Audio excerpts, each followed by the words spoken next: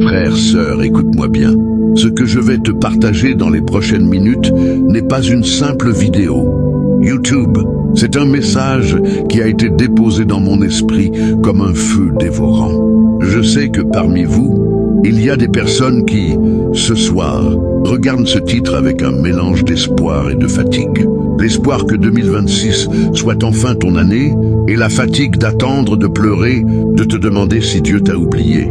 Avant d'entrer dans le vif du sujet, si tu crois encore que Dieu est le Dieu des unions impossibles, si tu crois qu'il peut restaurer les années perdues, fais-moi un signe.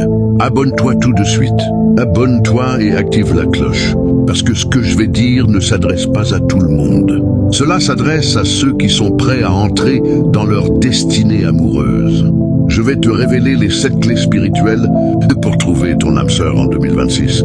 Mais attention, 2026 n'est pas une année comme les autres. C'est une année de rétablissement. C'est une année où Dieu va recréer ce qui a été brisé. Le nombre 2026, dans le souffle de l'Esprit, c'est l'année où le Seigneur va doubler les bénédictions pour ceux qui ont persévéré. C'est l'année de la rencontre au puits, comme pour Rebecca et Isaac, comme pour Jacob et Rachel. Mais pour cela, il y a un chemin spirituel. Tu ne peux pas entrer dans la terre promise de l'amour sans passer par ces 7 clés. Prépare ton cœur. Oublie ce que tu es en train de faire. Ferme les yeux si tu le veux. Laisse ce message pénétrer jusqu'à la moelle de tes os. Clé numéro 1, la clé de la table rase intérieure. Je vais être très direct, peut-être même un peu dur, mais c'est par amour. Tu ne peux pas avancer vers 2026 en traînant le cadavre de tes relations passées. Beaucoup d'entre vous portent encore le deuil d'un amour non abouti.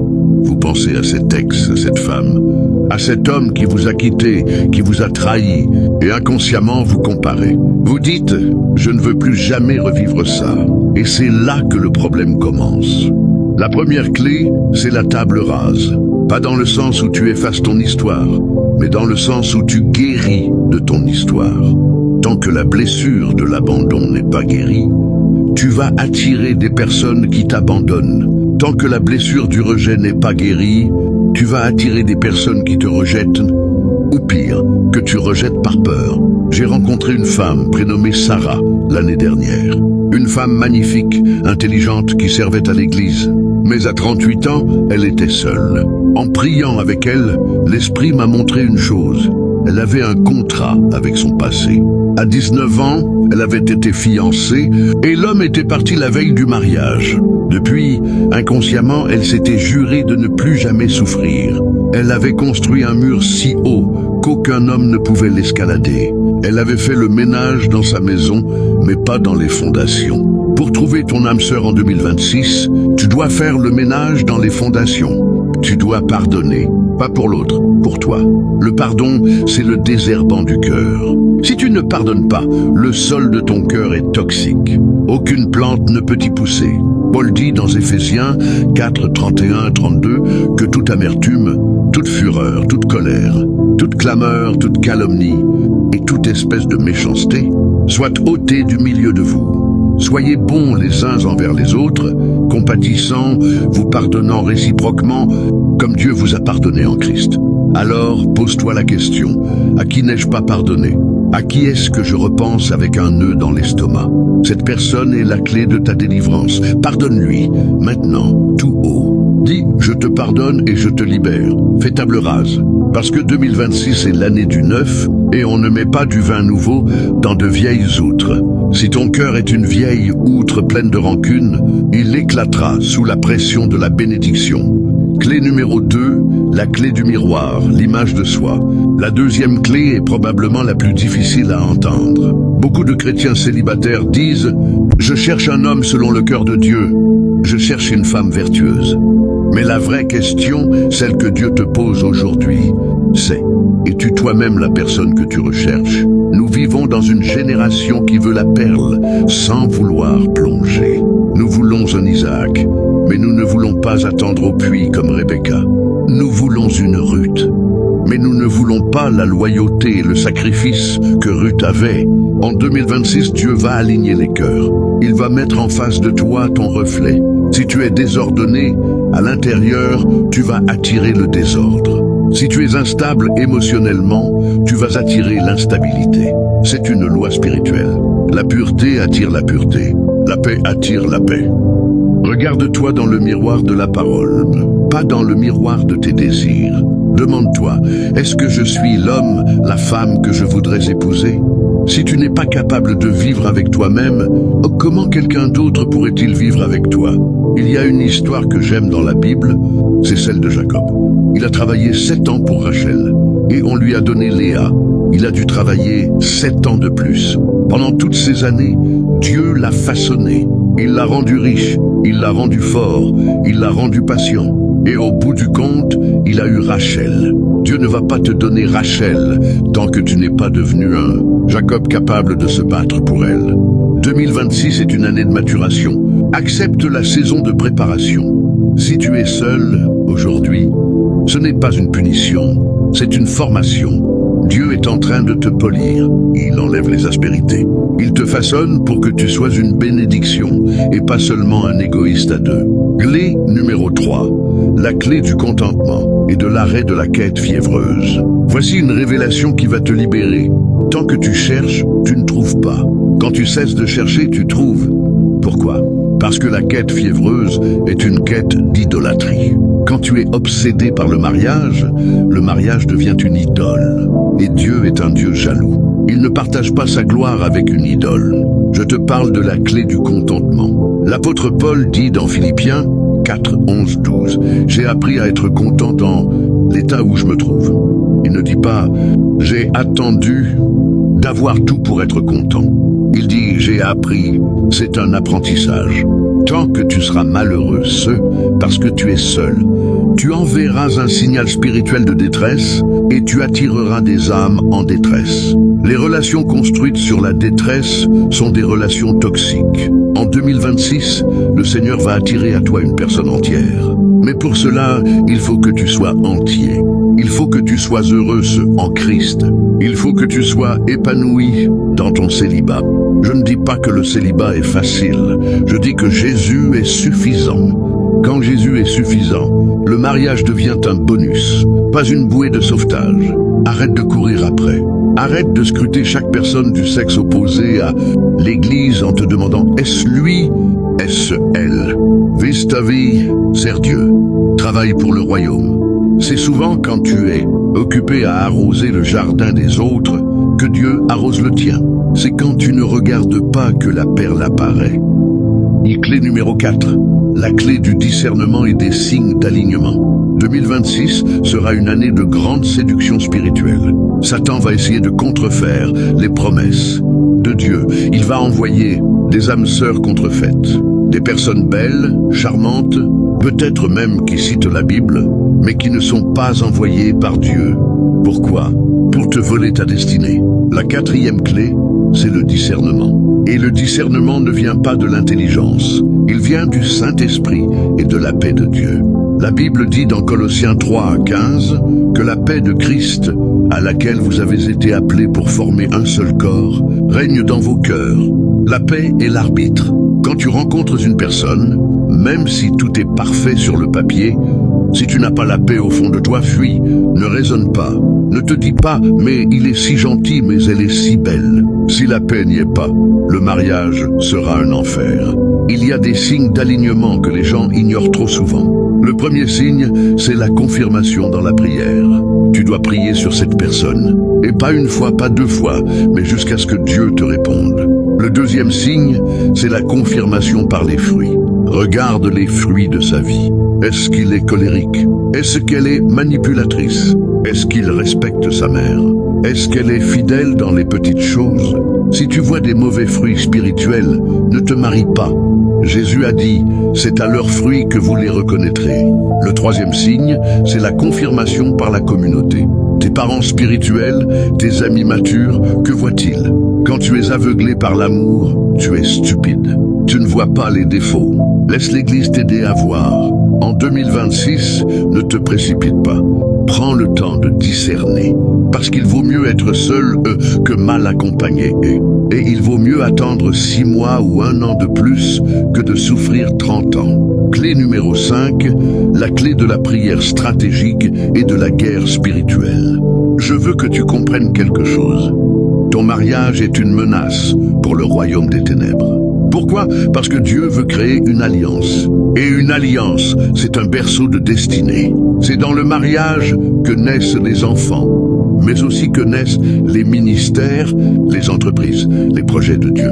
Satan le sait, alors il va tout faire pour bloquer cette union. C'est pour ça que la 5e clé est la clé de la prière stratégique. Beaucoup de chrétiens prient « Seigneur, envoie-moi mon âme sœur ». C'est bien, mais c'est une prière passive. En 2026, il faut entrer dans la prière active, dans la guerre spirituelle. Il faut prier contre les blocages généalogiques. Peut-être que dans ta famille, il y a une malédiction de divorce, de solitude, de relations toxiques. Il faut briser ces chaînes. Il faut prier « Seigneur, je brise toute malédiction ancestrale qui m'empêche d'aimer et d'être aimé ». Il faut prier contre les assignations de l'ennemi. Peut-être que l'ennemi a envoyé un esprit de séduction pour t'égarer. Peut-être qu'il a envoyé des âmes sœurs et contrefaites dans le passé pour te dégoûter du mariage. Il faut les lier, il faut prier pour que Dieu déplace ton âme sœur. Peut-être qu'il ou elle est au bout du monde, dans une autre ville, une autre église. Prie pour que Dieu la déplace. Prie pour que Dieu crée les circonstances de la rencontre. La prière stratégique, c'est la prière de Jabez. « Oh, si tu me bénissais, si tu étendais mes limites, si ta main n'était avec moi, si tu me gardais du malheur. » 1 Chroniques 4:10. C'est une prière offensive. En 2026, sois offensif, dans ta prière. Ne laisse pas l'ennemi voler ton alliance. Clé numéro 6, la clé de la patience divine et du lâcher-prise. Nous arrivons à la 6e clé, et c'est souvent là que tout bascule. C'est la clé de la patience divine, ou le lâcher-prise. Je te parle de cette phase où tu as tout fait. Tu as prié, tu as jeûné, tu as pardonné, tu t'es préparé, tu es content dans ton célibat, et rien ne vient. Le silence de Dieu, c'est l'étape la plus difficile. La Bible dit dans Habacuc 2.3, car c'est une prophétie dont le temps est déjà fixé. Elle marche vers son terme, et elle ne mentira pas. Si elle tarde, attends-la, car elle s'accomplira certainement. Si elle tarde, attends-la. Le retard n'est pas un refus. Dieu n'est pas en retard, il est à l'heure. Mais son horloge n'est pas la nôtre. En 2026, il y a une génération de célibataire qui va toucher au but et qui va tout gâcher parce qu'elle va vouloir aider Dieu. Elle va vouloir forcer les portes, prendre des raccourcis. Ne fais pas ça. La patience divine, c'est la capacité de se confier en Dieu pendant que ça ne bouge pas. C'est la capacité de dire « Seigneur, je te fais confiance. Même si je meurs célibataire, tu es bon. » C'est à ce moment-là, quand tu lâches vraiment prise, que Dieu agit. C'est comme Abraham. Il a lâché prise avec Agar? Non, il a forcé, il a eu Ismaël. Et Ismaël est devenu un problème. Laisse Dieu te donner ton Isaac. L'enfant de la promesse vient au temps de la promesse, et pas avant. Alors je te pose la question. Es-tu prêt, à lâcher prise? Es-tu prêt à rendre à Dieu ta demande de mariage et à lui dire « Si ce n'est pas ta volonté, je ne le veux pas ». C'est la prière la plus puissante. Non pas ma volonté, mais la tienne. Clé numéro 7, la clé de l'identité en Christ et de la destinée dévoilée. Et nous voici à la 7e clé, la clé ultime, celle qui ouvre toutes les portes. La clé de l'identité. Toutes les clés précédentes mènent à celle-ci. Parce que le but ultime de Dieu n'est pas de te marier. Le but ultime de Dieu est que tu sois conforme à l'image de son Fils. Le mariage n'est qu'un outil, un véhicule pour ta destinée. En 2026, Dieu ne va pas seulement te révéler ton conjoint, il va te révéler qui tu es en lui. Parce que c'est seulement quand tu sais qui tu es que tu peux reconnaître celui ou celle qui t'est destiné. Quand tu sais que tu es un enfant du roi, tu ne vas pas t'accoupler avec un serviteur du diable. Quand tu sais que tu es une perle, tu ne cherches pas la boue. Ton identité détermine ton attirance. Cette 7e clé est la clé de la destinée dévoilée. Ton âme sœur n'est pas seulement quelqu'un avec qui tu vas être heureux, c'est quelqu'un avec qui tu vas accomplir ta mission sur Terre. C'est quelqu'un qui va te compléter spirituellement, qui va amplifier ton appel. Cherche donc d'abord le royaume et sa justice, et tout le reste, y compris le mariage, vous sera donné par-dessus. C'est une promesse. Imagine-toi en 2026, tu es tellement centré sur Christ, tellement rempli de sa présence que tu irradies. Tu ne cherches plus l'amour. Tu es l'amour de Dieu. Et soudain, dans cette plénitude, tes yeux croisent ceux de la personne que Dieu a préparée pour toi depuis la fondation du monde. Il n'y a pas de précipitation, pas de peur, juste une paix profonde, une reconnaissance. Enfin, dit ton cœur, te voilà. C'est la promesse pour 2026, pour ceux qui persévèrent. Alors maintenant, je veux te parler personnellement. Toi qui es derrière ton écran, toi qui as peut-être pleuré en écoutant ces paroles, toi qui as vécu des relations toxiques, toi qui as été trompé, toi qui as attendu si longtemps que tu as perdu espoir. Dieu voit tes larmes, il les a mises dans son outre. Il entend les battements de ton cœur et il me dit de te dire ceci. Ne crains pas, car je suis avec toi. Je ramène ta postérité de l'Orient et je te rassemble de l'Occident. Je dirai au nord, donne. Et au midi, ne retiens pas. Amène mes fils des pays lointains et mes filles de l'extrémité de la terre. Ésaïe 43, 5, 6. 2026 est l'année du donne et du ne retiens pas. L'année où Dieu va ordonner au nord et au sud de libérer ton conjoint. Mais il faut que tu prennes une position de foi. Il faut que tu confesses ta croyance. La Bible dit que la mort et la vie sont au pouvoir de la langue.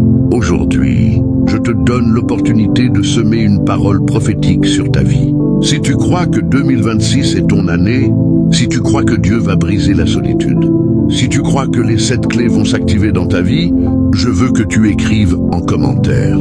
Juste en dessous de cette vidéo, je suis prêt pour mon âme sœur en 2026. Écris-le, ne le pense pas seulement, écris-le. C'est un acte de foi, c'est une déclaration. Quand tu écris cela, tu prophétises sur ton avenir. Tu engages les armées célestes à travailler pour toi. Ne sous-estime jamais le pouvoir d'une confession positive. Et maintenant, je termine avec une dernière requête. Peut-être qu'en écoutant ce message, tu as pensé à quelqu'un. Une sœur dans l'église, un frère qui lutte, une amie qui a perdu espoir, un collègue qui attend depuis des années. Peut-être même que cette personne est en train de vivre une dépression à cause de la solitude. Or, ma demande finale est celle-ci. Partage cette vidéo. Envoie-la à cette personne qui a besoin d'entendre qu'elle n'est pas seule. Poste-la sur ta story, sur ton mur. Dis, cette vidéo, c'est pour toi. Sois un instrument. Dans les mains de Dieu, pour réveiller l'espérance chez les autres. Ce n'est pas juste une vidéo, c'est une prophétie. C'est une lettre d'amour de ton Père Céleste pour toi et pour ceux que tu aimes. Alors, avant que je ne te bénisse, souviens-toi des 7 clés. 1. Prépare ta maison intérieure. 2. Laisse Dieu guérir ton cœur. 3. Aligne-toi sur sa vision. 4. Discerner avec ses yeux. 5. Purifie-toi des liens du passé. 6. Prie stratégiquement et attends activement. 7. Abandonne tout à ses pieds. Et surtout, n'oublie jamais, ton âme sœur, Dieu la prépare. Mais en attendant, il veut que tu vives la plus belle histoire d'amour qui soit, celle avec lui. Je te bénis au nom du Père, du Fils et du Saint-Esprit. Que 2026 soit pour toi l'année de la rencontre, l'année du oui, l'année du miracle. Va en paix et que l'amour de Dieu inonde ton cœur. Amen.